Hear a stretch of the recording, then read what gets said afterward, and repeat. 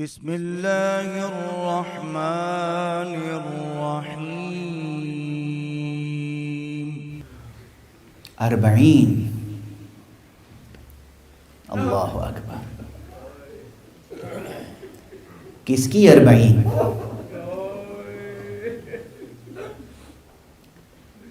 یہ کس کی شہادت پہ 40 دن گزر گئے؟ کوئی اور نہیں تھا. کربلا میں سب سے زیادہ لہو کس کا بہا ہے؟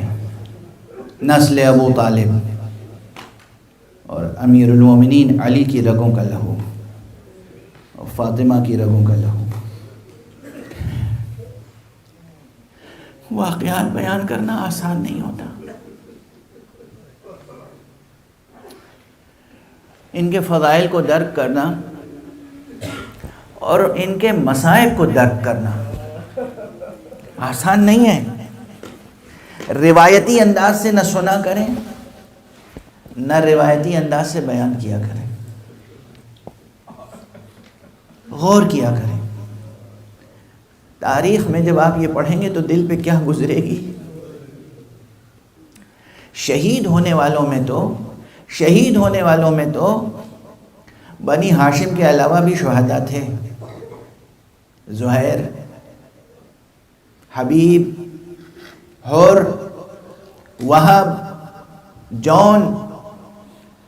ارے بھائی جو کم سے کم فہرست ہے، مشہور فہرست ہے، اس میں 18-19 جوانان بنی ہاشم کے علاوہ باقی سب اصحاب و انصار ہیں نا. تو شہید ہونے والوں میں تو بنی ہاشم کے علاوہ تھے، مگر اسیر ہونے والوں میں صرف محمد کی بیٹیاں تھیں.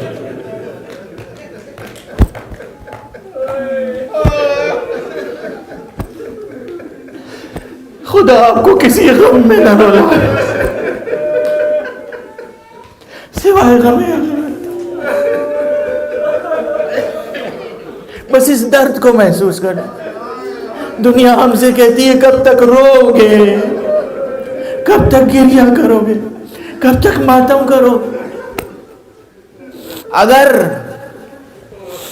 کوئی شخص توحید کا قائل نہ بھی ہو، اگر ایمان و اسلام کے ناموس و حرمت کا اسے خیال نہ ہو، صرف عرب، تاریخ عرب نگاہ میں ہو، عرب،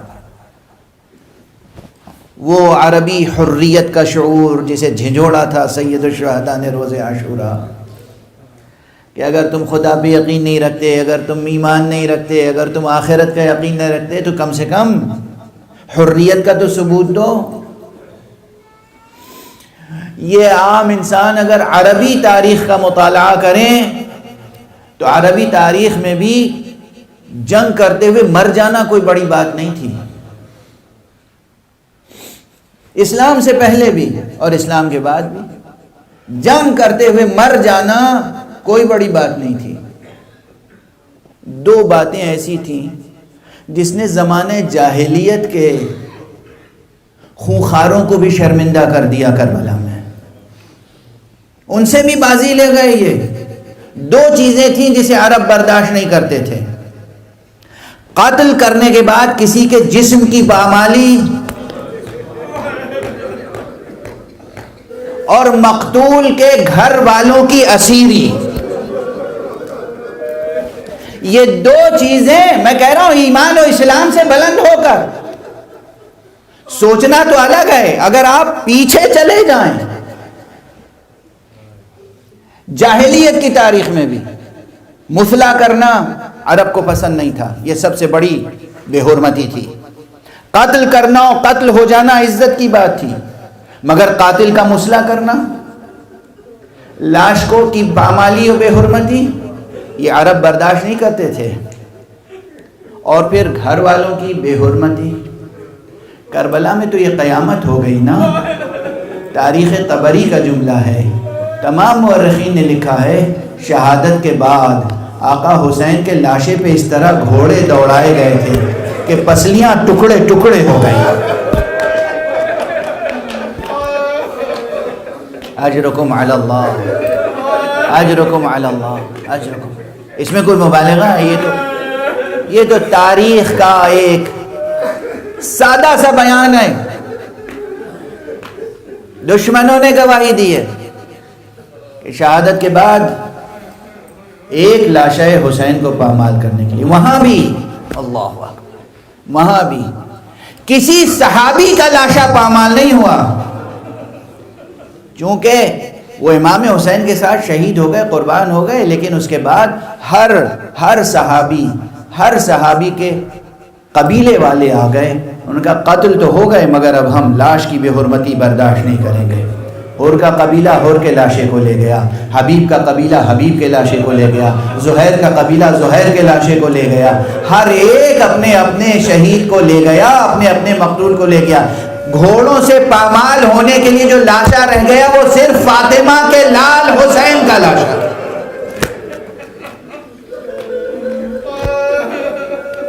اور یہی صورتحال اسیری میں ہوئی.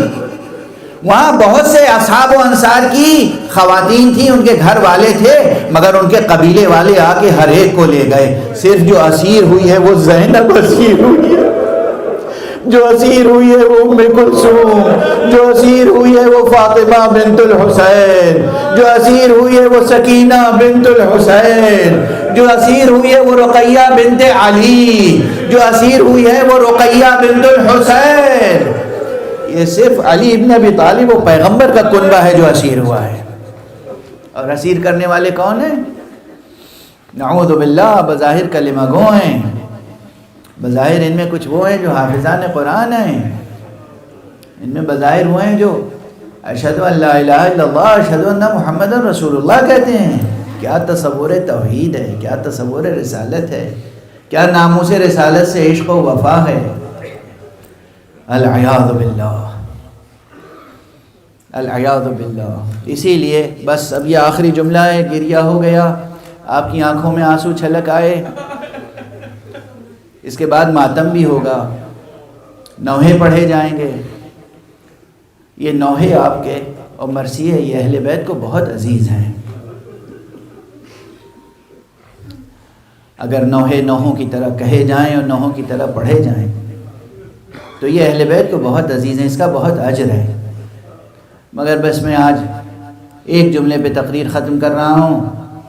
پروردگار آپ کی عمروں میں برکت عطا فرمائے، آپ کی زندگیوں میں ہر طرح کی برکت عطا فرمائے، اور پروردگار آپ کو یہ توفیق عطا فرمائے کہ اپنی اپنی پوری زندگیاں نظر مولا کر سکیں. یہی دو چیزیں تھیں جو سید سجاد کبھی فراموش نہ کر سکے. قتل حسین کا غم اتنا نہیں تھا جتنا آقا کو یہ غم تھا کہ میں جوان بیٹا موجود اور میرے بابا کا لاشا ریگ گر میں کربلا پر پامال بے گور و کفن پڑا رہا. آپ کی سنی ہوئی روایتیں ہیں نا کہ آقا سید سجاد ہمیشہ گریہ فرماتے تھے، اور کبھی کبھی جب کوئی چاہنے والا تسلی دینے کے لیے آتا تھا اور کہتا تھا آقا کب تک گریہ کریں گے، اللہ کی راہ میں قتل ہو جانا تو آپ کے خاندان کی روش ہے، سیرت ہے، ایک طریقہ کار ہے اللہ کی راہ میں قتل ہو جانا. تڑپ جاتے تھے، ہاں اللہ کی راہ میں قتل ہو جانا ہمارے خاندان کی سیرت ہے. مگر خاندان کی خواتین کا مخدرات عصمت کا بے ردا اسیر ہونا، بازاروں میں پھرایا جانا، درباروں میں لے جایا جانا، زندانوں میں رکھا جانا ہمارے خاندان کی میراث نہیں ہے. انا للہ و انا الیہ راجعون. رضا بقضائہ و تسلیما لامرہ. پروردگار ہمیں علوم قرآن اور معارف اہل بیت سے آشنا فرما.